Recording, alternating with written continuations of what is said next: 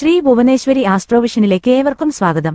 ഈ ചാനൽ സദയം ലൈക്ക് ചെയ്യുക, സബ്സ്ക്രൈബ് ചെയ്യുക, നോട്ടിഫിക്കേഷൻ ലഭിക്കുവാൻ വേണ്ടി ബെൽ ഐക്കൺ അമർത്തുക. ഇഷ്ടപ്പെട്ടവർ സുഹൃത്തുക്കൾക്കും ഷെയർ ചെയ്യുക. കൂടാതെ താങ്കളുടെ അഭിപ്രായങ്ങളും നിർദ്ദേശങ്ങളും സദയം കമന്റ് ബോക്സിൽ രേഖപ്പെടുത്തുക. 2024 മെയ് 19 ഞായറാഴ്ച 4:52 വിനാഴികയ്ക്ക് ശുക്രൻ മേടം രാശിയിൽ നിന്നും തൻ്റെ സ്വക്ഷേത്രമായ ഇടവൻ രാശിയിലേക്ക് സംക്രമിക്കുന്നു. ജൂൺ 12 വരെ ശുക്രൻ ഇടവൻ രാശിയിൽ തുടരുന്നതാണ്. കുറച്ചു കാലം മാത്രമേ ഉള്ളൂ എങ്കിലും സ്വക്ഷേത്രത്തിലെ സഞ്ചാരം വളരെ പ്രാധാന്യം ഉള്ളതാണ്. ഒരു ഗ്രഹം ഉച്ചരാശിയിൽ എത്തുമ്പോഴാണ് അതിൻ്റെ ബലം പൂർണ്ണമാകുന്നത് എങ്കിലും സ്വക്ഷേത്രത്തിലെ സഞ്ചാരവും വളരെ നേട്ടങ്ങൾ ലഭിക്കാൻ സാധ്യതയുള്ളതാണ്. മനുഷ്യായുസ്സിൽ ഏറെ സ്വാധീനവും അനുകൂല ഭാവത്തിലാണെങ്കിൽ ഏറെ ഭാഗ്യാനുഭവങ്ങൾ സമ്മാനിക്കുന്നതുമായ ഗ്രഹമാണ് ശുക്രൻ. ഗോചരവശാൽ ഏറ്റവും കൂടുതൽ കൂറുകൾക്ക് ഗുണം നൽകുന്ന ഗ്രഹവും ശുക്രൻ മാത്രമാണ്. ചാരവശാൽ ഒരു വ്യക്തിയുടെ ജനിച്ച കൂറിൻ്റെ 6, 7, 10 എന്നീ ഭാവങ്ങളിലൊഴികെ മറ്റ് എല്ലാ ഭാവങ്ങളിലും ശുക്രൻ ഗുണദാതാവാണ്. കല, സ്നേഹം, പ്രേമം, വിവാഹം, ദാമ്പത്യം, സുഖലോലുപത, ഭോഗം, ആഡംബര ജീവിതം, സ്ത്രീസുഖം, പാരിതോഷികങ്ങൾ, ഭാഗ്യാനുഭവങ്ങൾ, ദൈവീഭക്തി ഇതെല്ലാം ശുക്രൻ്റെ അധികാര പരിധിയിൽ വരുന്ന വിഷയങ്ങളാണ്. ശുക്രൻ സ്വക്ഷേത്രത്തിൽ ഇഷ്ടഭാവത്തിലെത്തുമ്പോൾ ഈ പറഞ്ഞ വിഷയങ്ങൾക്ക് പുഷ്ടിയുണ്ടാകുന്നു.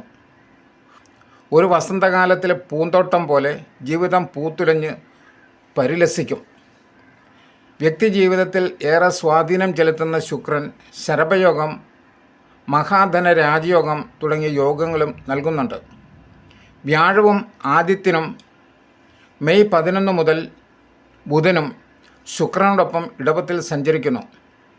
ഈ വസ്തുതകൾ മുൻനിർത്തി മേടം മുതൽ മീനം വരെയുള്ള 12 കൂറുകളിൽ ജനിച്ച അശ്വതി മുതൽ രേവതി വരെയുള്ള 27 നാളുകാർക്കും ഇടവത്തിൽ സഞ്ചരിക്കുന്ന ശുക്രൻ നൽകുന്ന ഗുണാനുഭവങ്ങളോ ദോഷാനുഭവങ്ങളും പരിശോധിക്കാം. അശ്വതി, ഭരണി, കാർത്തിക കാൽഭാഗവും അടങ്ങിയ മേടക്കൂറുകാർക്ക് 2ാം ഭാവത്തിലാണ് ശുക്രൻ സ്വക്ഷേത്രത്തിൽ സഞ്ചരിക്കുന്നത്. മത്സരങ്ങളിൽ ശോഭിക്കും. പരീക്ഷയിലും അഭിമുഖങ്ങളിലും മികവുണ്ടാകും. ഉന്നത വിദ്യാഭ്യാസത്തിൽ ഉണ്ടായിരുന്ന ആശയക്കുഴപ്പങ്ങൾക്ക് പരിഹാരം ആകും. കവികൾക്കും നേട്ടം പ്രതീക്ഷിക്കാം. പാട്ടുകാർക്കും പ്രഭാഷകർക്കും ശബ്ദം കൊണ്ട് മറ്റുള്ളവരുടെ മനം കവരാനാകും. അംഗീകാരങ്ങൾ ലഭിക്കുവാൻ സാധ്യതയുള്ള സമയമാണ്. പ്രണയാനുഭവങ്ങൾ പ്രതീക്ഷിക്കാം. ദാമ്പത്യത്തിൽ ഐക്യവും പരസ്പര വിശ്വാസവും ദൃഢമാകുന്നതാണ്. സുഖഭോഗങ്ങളുണ്ടാകും. വില കൂടിയ ഇലക്ട്രോണിക് ഉപകരണങ്ങൾ, മറ്റ് ഗൃഹോപകരണങ്ങൾ, പുതിയ കണ്ണട, ആഭരണങ്ങൾ തുടങ്ങിയ വാങ്ങുവാൻ സാധ്യതയുണ്ട്. വ്യാഴം കൂടി 2ാം ഭാവത്തിൽ സഞ്ചരിക്കുന്നതിനാൽ ധനലാഭം, ശത്രുനാശം, രാജബഹുമതി, കുടുംബസുഖം എന്നിവയും അനുഭവയോഗ്യമാണ്. ധനപരമായ ഞെരുക്കം കുറയുന്നതാണ്. വായ്പ കിട്ടാനുണ്ടായ തടസ്സം നീങ്ങിയേക്കും. കിടപ്പ് രോഗികൾക്ക് ചികിത്സ കൊണ്ട് ആശ്വാസം അനുഭവപ്പെട്ടേക്കും. ലോട്ടറി പോലുള്ള ഭാഗ്യപരീക്ഷണങ്ങളിലും നേട്ടം പ്രതീക്ഷിക്കാം. കാർത്തിക മുക്കാൽ ഭാഗവും രോഹിണിയും മകയിരം ആദ്യ പകുതിയും അടങ്ങിയ ഇടവക്കൂറുകാർക്ക് ജന്മരാശിയിലാണ് ശുക്രൻ സ്വക്ഷേത്രത്തിലെ സഞ്ചാരം. ജന്മത്തിൽ സഞ്ചരിക്കുമ്പോൾ ഗുണമേകുന്ന ഗ്രഹങ്ങൾ ചന്ദ്രനും ശുക്രനും മാത്രമാണ്. സാമൂഹ്യമായ അംഗീകാരം ലഭിക്കും. അലങ്കാരങ്ങളോടും ആഡംബരങ്ങളോടും ഇഷ്ടം കൂടും. വിനോദ പരിപാടികളിൽ പങ്കെടുക്കും. കലകളിലും ഹോബിയിലും ആവോളം ആസ്വദിക്കാനാകും. വിരുന്നുകളിൽ പങ്കെടുക്കാനും മൃഷ്ടാന്ന ഭക്ഷണം കഴിക്കുവാനും സന്ദർഭം ഉണ്ടാകും. അധികം വിയർപ്പൊഴുക്കാതെ നേട്ടങ്ങൾ വന്നുചേരാം. വിശ്രമത്തിന് ധാരാളം സമയം ലഭിക്കുന്നതാണ്. കുടുംബാംഗങ്ങളുടെ സ്നേഹം അനുഭവിച്ചറിയും. സ്ത്രീ സൗഹൃദങ്ങൾ പുഷ്ടിപ്പെടുന്നതാണ്. അവിവാഹിതരുടെ വിവാഹകാര്യത്തിൽ തീരുമാനമാകും. ബിസിനസ്സിൽ മെച്ചം പ്രതീക്ഷിക്കാനാവും. കുടുംബത്തോടൊപ്പം ദൂരദിക്കിലേക്ക് യാത്ര ചെയ്യുവാൻ അവസരമുണ്ടാകും. പൊതുവെ മാനസികവും ശാരീരികവും ആയ സൗഖ്യത്തിൻ്റെ കാലമായിരിക്കും. വസ്ത്രലാഭം, ശയനസുഖം, ഭാര്യാസുഖം ഇവയ്ക്കും അനുഭവയോഗം ഉണ്ട്. മകയിരം അവസാന പകുതിയും തിരുവാതിരയും പുണർന്നം മുക്കാൽ ഭാഗവും അടങ്ങിയ മിഥുനക്കൂറുകാർക്ക് ശുക്രൻ 12-ാം ഭാവത്തിലേക്കാണ് മാറുന്നത്. 12-ാം ഭാവത്തിൽ നവഗ്രഹങ്ങളിൽ ശുക്രൻ ഒഴികെ മറ്റ് 8 ഗ്രഹങ്ങളും ദോഷഫലങ്ങൾ ആണ് നൽകുന്നത്. എന്നാൽ 12-ാം ഭാവത്തിലെ ശുക്രൻ ഏറെ ഗുണങ്ങൾ നൽകുന്നുണ്ട്. കിട്ടാക്കടങ്ങൾ ചിലതൊക്കെ കിട്ടിത്തുടങ്ങും. സാമ്പത്തികമായി നേട്ടം ഉണ്ടാകുന്നതാണ്. കലാകാരന്മാർക്ക് നല്ല അവസരങ്ങൾ വന്നുചേരും. യാത്രകൾ ഗുണകരമാകും. കുടുംബാംഗങ്ങളായ സ്ത്രീകളുടെ സ്ഥിതിയും മെച്ചപ്പെടുന്നതാണ്. ആഡംബര വസ്തുക്കൾ വാങ്ങിയേക്കും. ഇഷ്ടപ്പെട്ട വ്യക്തികളുമായി വിനോദയാത്ര നടത്തും. വിദേശത്ത് പോകുവാൻ തയ്യാറെടുക്കുന്നവർക്ക് ശുഭസന്ദേശം ലഭിക്കും. കാര്യങ്ങളിൽ വിജയം, ഭൂഷണലാഭം, ധനസമൃദ്ധി എന്നിവയും ഫലങ്ങളാണ്. പുണർന്നം അവസാന കാൽഭാഗവും പൂയവും ആയില്യവും അടങ്ങിയ കർക്കിടകൂറുകാർക്ക് ശുക്രൻ്റെ മാറ്റം 11-ാം ഭാവത്തിലേക്കാണ്. ഇടവക്കൂറിലെ ശുക്രൻ ഇവർക്ക് നേട്ടങ്ങൾ സമ്മാനിക്കും. പ്രവർത്തനങ്ങളിലെ തടസ്സങ്ങൾ നീങ്ങും. കാലതാമസം മാറി കാര്യങ്ങൾ പെട്ടെന്ന് സാധ്യമാകും. കർമ്മരംഗത്ത് പ്രതീക്ഷിച്ചതിലധികം ലാഭമുണ്ടാകും. ഉദ്യോഗസ്ഥർക്ക് സ്ഥാനക്കയറ്റത്തിന് സാഹചര്യം ഒരുങ്ങും. പുതിയ സംരംഭങ്ങൾക്ക് ഉപഭോക്താക്കളുടെ പ്രീതി നേടാനാവുന്നതാണ്.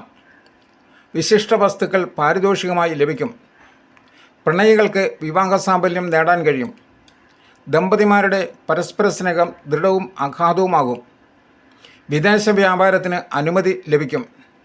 ശത്രുക്കളുടെ ഉപജാപങ്ങളെ ചെറുത്തു തോൽപ്പിക്കാനാവും. സംഗീതം, നൃത്തം, ചിത്രകല തുടങ്ങിയ രംഗങ്ങളിൽ ഉള്ളവർ ഈ രംഗത്ത് വ്യക്തിമുദ്ര പതിപ്പിക്കുന്നതാണ്. സാമ്പത്തികമായ സമ്മർദ്ദങ്ങൾ തെല്ലുമില്ലാതെ സന്തോഷഭരിതമായ കാലമായിരിക്കും ഇത്. വ്യാഴവും സൂര്യനും ബുധനും കൂടി 11-ാം ഭാവത്തിൽ വരുന്നതിനാൽ പുത്രസുഖവും ഭാര്യാസുഖവും സന്തോഷവും അനുഭവപ്പെടും. സ്ഥാനപ്രാപ്തി, രാജധനയോഗം, രോഗശാന്തി, ഉദ്ദിഷ്ട കാര്യസ്ഥിതി എന്നിവയ്ക്കും യോഗമുണ്ട്. ഭോജനസുഖം, ബന്ധുഗുണം, ധനസമൃദ്ധി, ചീട്ടിയിലും ലോട്ടറിയിലും നേട്ടം എന്നിവയും പ്രതീക്ഷിക്കാം. മകം, പൂരം, ഉത്രം ആദ്യ കാൽഭാഗം അടങ്ങിയ ചിങ്ങക്കൂറുകാർക്ക് 10-ാം ഭാവത്തിലേക്കാണ് ശുക്രൻ്റെ രാശിമാറ്റം. 10-ാം ഭാവം ശുക്രന് ശുഭത്വം കുറയുന്ന സന്ദർഭമാണ്. ഉദ്യോഗസ്ഥർക്ക് പ്രതീക്ഷിച്ച സ്ഥാനക്കയറ്റം ലഭിക്കണമെന്നില്ല. സഹപ്രവർത്തകർക്ക് പറ്റിയ പിഴകൾക്ക് ഉത്തരവാദിത്വം ഏറ്റെടുക്കേണ്ട സാഹചര്യം ഉണ്ടായേക്കാം. ഡെപ്യൂട്ടേഷനിൽ കഴിയുന്നവർ അത് അവസാനിപ്പിച്ച് പഴയ ലാവണത്തിലേക്ക് പോകേണ്ടതായി വരാം. തൊഴിൽ തേടുന്നവർക്ക് കാത്തിരിപ്പ് തുടരേണ്ടി വരും. പ്രൊഫഷണലുകൾക്ക് കിടമത്സരങ്ങളെ അഭിമുഖീകരിക്കേണ്ട സ്ഥിതിയും ഉണ്ടാകുന്നതാണ്. പ്രണയത്തിന് ഭംഗം സംഭവിക്കാം.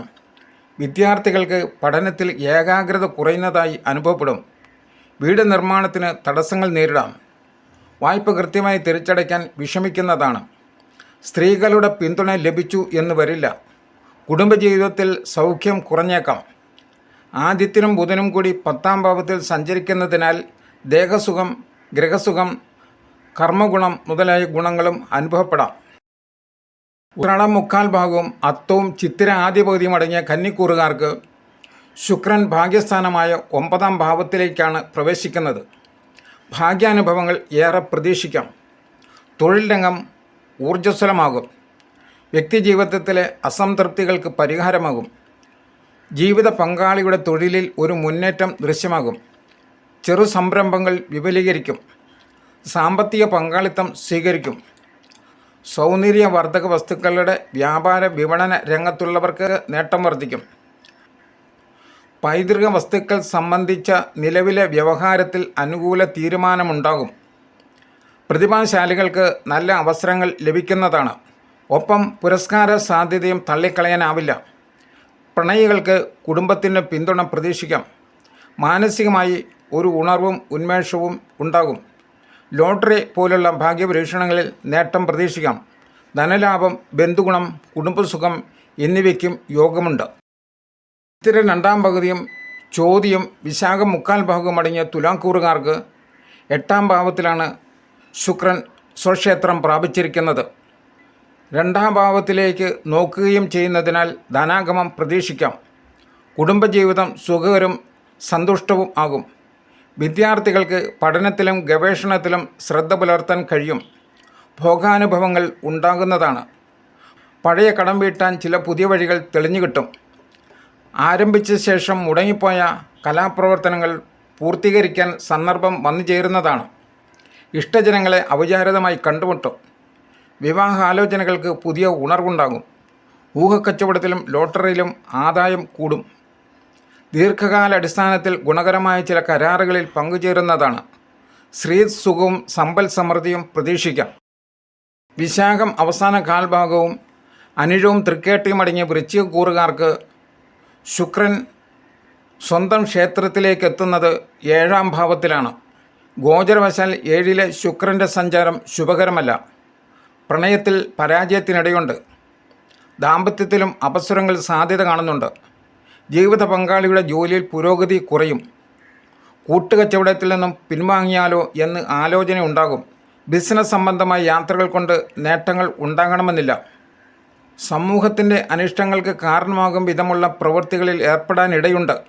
സമയബന്ധിതമായി പൂർത്തീകരിക്കേണ്ട കർമ്മങ്ങൾ നീണ്ടുപോകാം. അപവാദങ്ങൾ കേൾക്കാനിടവരും.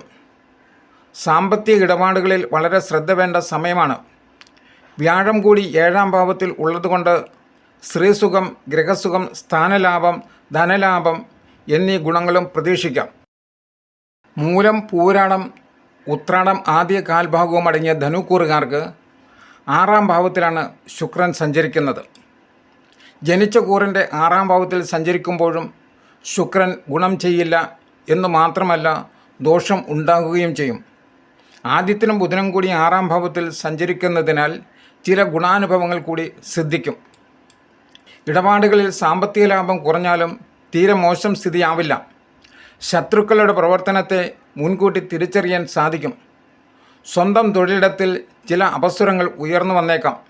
എന്നാൽ ആത്മാർത്ഥമായ സമീപനത്താൽ അവയെ സാധാരണ നിലയിൽ എത്തിക്കാനും സാധിക്കും. ആരോഗ്യ പരിരക്ഷയിൽ അലംഭാവം പാടില്ല. കള്ളന്മാരുടെ ഉപദ്രവത്തിന് സാധ്യതയുണ്ട്. കരുതൽ വേണ്ട സാഹചര്യമാണ്. കുടുംബപരമായി പിണക്കവും ഇണക്കവും മാറിയും മറിഞ്ഞും അനുഭവപ്പെടും. ആദിത്യനും ബുധനും അനുകൂലമായതിനാൽ സ്ഥാനഗുണം, കാര്യവിജയം, സൗഭാഗ്യം എന്നീ ഗുണങ്ങളും പ്രതീക്ഷിക്കാം.